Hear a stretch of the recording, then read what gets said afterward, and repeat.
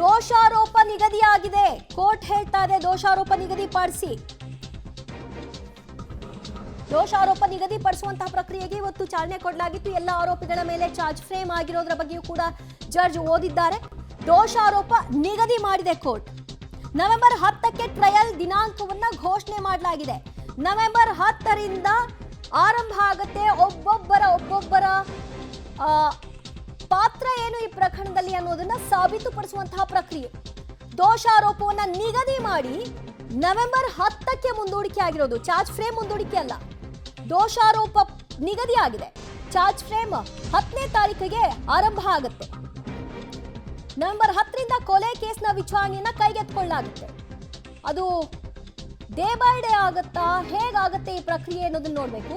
But November 10ನೇ ತಾರೀಕಿನಿಂದ ಇನ್ನೊಂದು ವಾರ ಕಳೆದ್ರೆ ನವೆಂಬರ್ 10ನೇ ತಾರೀಕಿನಿಂದ ಈ ಕೇಸ್ನಲ್ಲಿ ಯಾವ್ಯಾವ ಆರೋಪಿಗಳ ಪಾತ್ರ ಏನೇನು, ಅದಕ್ಕೆ ತಕ್ಕನ ಹಾಗೆ ಅವ್ರು ಕೊಡುವಂತಹ ಸಾಕ್ಷ್ಯಗಳೇನು, ಅವ್ರು ಕೊಡುವಂತಹ ಸಾಕ್ಷಿಗಳ ಹೇಳಿಕೆ ಏನು, ಇದೆಲ್ಲರ ಟ್ರಯಲ್ ಆರಂಭ ಆಗುತ್ತೆ ನೋಡಿ. ನವೆಂಬರ್ 10ನೇ ತಾರೀಕಿಂದ ಫೈನಲ್ ಆಗಿ ದಿನಾಂಕ ನಿಗದಿ ಆಯಿತು. ನವೆಂಬರ್ 10ರಿಂದ ರೇಣುಕಾಸ್ವಾಮಿ ಕೊಲೆ ಪ್ರಕರಣದ ಟ್ರಯಲ್ ಆರಂಭವಾಗುತ್ತೆ. ಅಂದ್ರೆ ಅರ್ಥ ಇಡೀ ಕೊಲೆ ಪ್ರಕರಣದ ಕೇಸನ್ನ ವಿಚಾರಣೆಗೆ ಎತ್ಕೊಳ್ಳಲಾಗುತ್ತೆ. ನೀವು ಹಿಂದೆ ಅವ್ರುಗಳು ಬೇಲ್ಗೆ ಅಪ್ಲೈ ಮಾಡಿದಾಗ ನೋಡಿದ್ರಲ್ಲ, ಸೊ ಅದು ಅವ್ರುಗಳಿಗೆ ಯಾಕೆ ಬೇಲ್ ಬೇಕು ಅನ್ನೋದ್ರ ಬಗ್ಗೆ ನಡೆದಂತಹ ವಿಚಾರಣೆ. ಬಟ್ ಈಗ ಅಸಲಿ ಈ ಪ್ರಕರಣದ ಟ್ರಯಲ್ ಕೇಸ್ನ ವಿಚಾರಣೆ ಆರಂಭ ಆಗುತ್ತೆ. ನವೆಂಬರ್ 10ನೇ ತಾರೀಕಿಗೆ ದಿನಾಂಕವನ್ನ ನಿಗದಿಪಡಿಸಿದ್ದಾರೆ ನ್ಯಾಯಾಧೀಶರು. ಒಟ್ಟು 17 ಆರೋಪಿಗಳ ಪಾತ್ರ ಏನು ಅನ್ನೋದ್ರ ಬಗ್ಗೆ ಚಾರ್ಜ್ ಶೀಟ್ ನಲ್ಲಿದ್ದಂತಹ ವಿಚಾರಗಳನ್ನ ಓದಿ ಹೇಳಿದ್ದಾರೆ ನ್ಯಾಯಾಧೀಶರು. ಆಗ ಎಲ್ಲ ಆರೋಪಿಗಳಿಂದ ವ್ಯಕ್ತವಾದಂತಹ ವಿಚಾರ ಅಂದ್ರೆ, ನಮ್ಮ ಮೇಲೆ ಬಂದಿರುವಂತಹ ಆರೋಪ ಸುಳ್ಳು, ನಾವು ಕೊಲೆಗಡುಕರಲ್ಲ, ದಯವಿಟ್ಟು ನಮಗೆ ಸಮಯಾವಕಾಶ ಕೊಡಿ, ನಾವು ವಕೀಲರ ಜೊತೆ ಮಾತಾಡಬೇಕು ಅಂತ. ನೀವು ಮಾತಾಡಿ ಅಂತ ಹೇಳಿದ್ದಾರೆ. ಆದ್ರೆ ಟ್ರಯಲ್ ಅನ್ನ ಆರಂಭಕ್ಕೆ ದಿನಾಂಕ ಕೂಡ ನಿಗದಿಪಡಿಸಿದೆ ಕೋರ್ಟ್. ಇಂದು ಚಾರ್ಜ್ ಫ್ರೇಮ್ ಮಾಡಿದ್ದಾರೆ ನ್ಯಾಯಾಧೀಶರು. ನವೆಂಬರ್ 10ರಿಂದ ಕೊಲೆ ಕೇಸ್ನ ವಿಚಾರಣೆಯನ್ನ ಕೈಗೆತ್ತಿಕೊಳ್ಳಲಾಗುತ್ತೆ. ಇಡೀ 17 ಆರೋಪಿಗಳ ಮೇಲಿರುವಂತಹ ಆರೋಪವನ್ನ ಸುಳ್ಳು ಅಂತ ಅವ್ರು ಹೇಳ್ತಿರೋ ಹಾಗೆ ಅದನ್ನ ಅವ್ರು ಸಾಬೀತುಪಡಿಸಬೇಕು, ಅವರ ಪರ ವಕೀಲರು. ಅದು ನಿಜ, ಹೀಗೆ ನಡೆದಿದೆ ಅನ್ನೋದನ್ನ ಸರ್ಕಾರಿ ಪರ ವಕೀಲರು ಸಾಬೀತುಪಡಿಸಬೇಕು. ಸೊ ಆ ವಾದ ಪ್ರತಿವಾದ ಇನ್ನು ನವೆಂಬರ್ 10ರಿಂದ ಆರಂಭಗೊಳ್ಳುತ್ತೆ. ಇಂದು ಚಾರ್ಜ್ ಫ್ರೇಮ್ ಅನ್ನು ನಿಗದಿ ಮಾಡಿದ್ದಾರೆ ನ್ಯಾಯಾಧೀಶರು. ನವೆಂಬರ್ 10ರಿಂದ ಕೊಲೆ ಕೇಸ್ನ ವಿಚಾರಣೆ ಮಾಡ್ತೀವಿ ಅಂತ ಹೇಳಿರೋದ್ರಿಂದ ಟ್ರಯಲ್ ಆರಂಭವಾಗಿ 10ನೇ ತಾರೀಕಿನಿಂದ ಆರಂಭವಾಗುತ್ತೆ. ವಾದ ಪ್ರತಿವಾದ ನಡೆಯುತ್ತೆ ಎರಡೂ ಕಡೆ. ಅಂದ್ರೆ 17 ಆರೋಪಿಗಳ ಪರ ವಕೀಲರು ವಾದ ಮಾಡ್ತಾರೆ, ಈ ಕಡೆಗೆ ಸರ್ಕಾರಿ ಪರ ವಕೀಲರು ವಾದ ಮಾಡ್ತಾರೆ.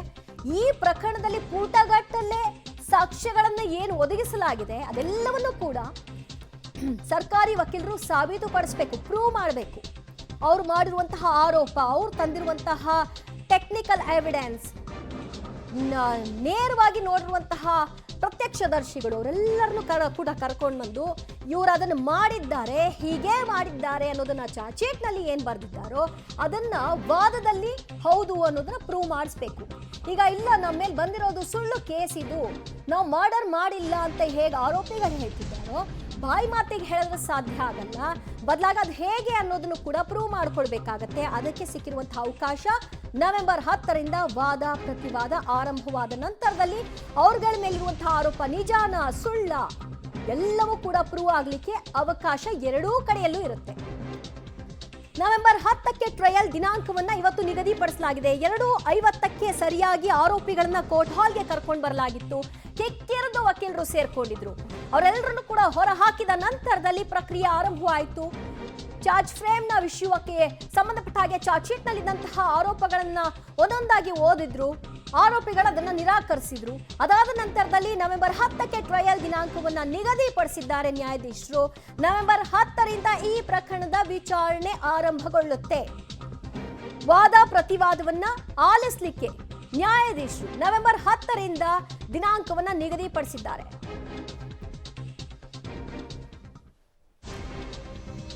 ನವೆಂಬರ್ 10ಕ್ಕೆ ಕೈಗೆತ್ತಿಕೊಳ್ಳಲಾಗುತ್ತೆ ಈ ಪ್ರಕರಣದ ವಾದವನ್ನ. ಸೊ ಅವತ್ತೇ ಒಂದೇ ದಿನದಲ್ಲಿ ಎಲ್ಲವೂ ಮುಗಿದು ಹೋಗಲ್ಲ, ಅದು ಕಂಟಿನ್ಯೂಸ್ ಆಗಿ ನಡೀತಾ ಹೋಗುತ್ತೆ. ಆದ್ರೆ 10ನೇ ತಾರೀಕಂತೂ ಆರಂಭಗೊಳ್ಳುತ್ತೆ. ದೋಷಾರೋಪ ಹೊರಿಸಿದ್ದಾರೆ ನ್ಯಾಯಾಧೀಶರು. ನಿಮ್ಮ ಮೇಲಿರುವಂತಹ ಆರೋಪ ಇದು, ನೀವುಗಳು ಆರೋಪಿಗಳು ಅಂತ. ಇಲ್ಲ, ನಮ್ಮ ಮೇಲಿನ ಆರೋಪ ಸುಳ್ಳು, ನಾವು ಕೊಲೆಗಡುಕರಲ್ಲ ಅಂತ ಆರೋಪಿಗಳು ಹೇಳಿಕೆಯನ್ನ ಕೊಟ್ಟಿದ್ದಾರೆ. ಇಫ್ ಇನ್ ಕೇಸ್ ಆರೋಪಿಗಳು ಹೌದು ನಾವು ಮಾಡಿದ್ದೀವಿ, ನಾವು ನಮ್ಮ ತಪ್ಪಾಗಿದೆ ಅಂತ ಅಂದುಬಿಟ್ಟಿದ್ರೆ ಕಥೆ ಬೇರೆ. ಅವರುಗಳದನ್ನು ನಿರಾಕರಿಸಿರೋದ್ರಿಂದಾಗಿ ಟ್ರಯಲ್ ದಿನಾಂಕವನ್ನ ನಿಗದಿಪಡಿಸಿದ್ದಾರೆ. ತಕ್ಷಣಕ್ಕೆ ಟ್ರಯಲ್ ದಿನಾಂಕ ನಿಗದಿ ಮಾಡಬೇಡಿ ಅಂತ ಕೂಡ ಕೋರಿದ್ರು ಆರೋಪಿಗಳ ಪರ ವಕೀಲರು. ಅವರಿಗೆ ಒಂದಷ್ಟು ಸಮಯಾವಕಾಶ ಕೊಡಿ, ಅವ್ರ ಈ ಪ್ರಕರಣದಲ್ಲಿ ಭಾಗಿದಾರರಲ್ಲ, ಅವ್ರ ಕೊಲೆಗಡುಕರಲ್ಲ, ಅವ್ರ ಮೇಲೆ ಬಂದಿರೋ ಆರೋಪ ಸುಳ್ಳು, ಇದಕ್ಕೆ ನಮಗೊಂದಷ್ಟು ಸಮಯಾವಕಾಶ ಬೇಕು ಅಂತ. ಹೆಚ್ಚಿನ ಕಾಲಾವಕಾಶವನ್ನ ಕೊಡಿ ಅಂತ ಆರೋಪಿಗಳು ಕೇಳಿದ್ರು.